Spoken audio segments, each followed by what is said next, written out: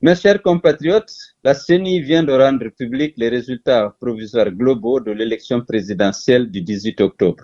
Sans surprise, elle a validé les fraudes massives organisées après le scrutin, notamment lors des centralisations, et a déclaré Alpha Condé vainqueur dès le premier tour avec 59,43% des suffrages exprimés.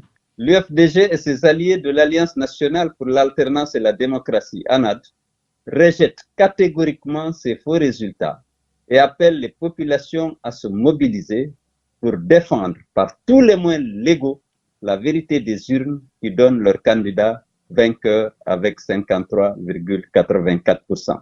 L'UFDG et ses alliés, sans se faire d'illusions, mais convaincus du caractère irréfutable des pièces à conviction qu'ils détiennent, saisiront la Cour constitutionnelle pour la placer devant ses responsabilités. Ceci dit, l'UFDG continue les manifestations dans les rues et sur les places publiques pour protester contre ce hold-up électoral en cours et pour exiger le respect des résultats issus des urnes, et ce, malgré la répression sauvage qui s'abat sur nos partisans. Alpha Condé, après avoir réussi par la fraude et par la violence son coup d'État constitutionnel, est en train d'utiliser les mêmes moyens pour imposer au peuple de Guinée un coup d'État électoral. Pour faire passer son hold-up, il a déclenché depuis le 19 octobre une vaste campagne d'intimidation et de violence contre les partisans du vrai vainqueur de cette élection. C'est dans ce cadre que le président Sellou et sa famille sont depuis mardi 20 octobre séquestrés à son domicile et privés de tout contact avec l'extérieur.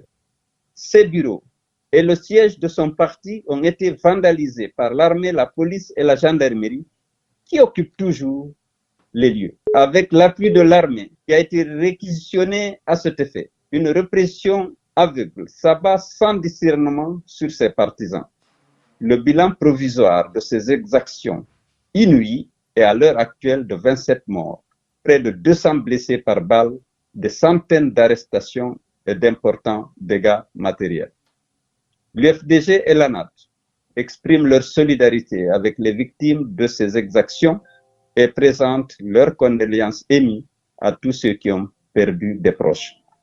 L'UFDG et l'ANAD demandent à tous les Guinéens d'être vigilants pour éviter de tomber dans le piège de Alpha Condé qui tente par tous les moyens d'ethniciser le conflit politique pour opposer les communautés de notre pays afin d'en tirer profit comme à son habitude. En effet, ce conflit politique n'oppose qu'Alpha Condé et son clan d'une part, et d'autre part, les démocrates guinéens opposés à la fraude électorale et au troisième mandat du tyran. Il n'y a pas d'alternative à la poursuite de notre lutte. Restons donc mobilisés pour défendre nos droits et la vérité des urnes. Je vous remercie.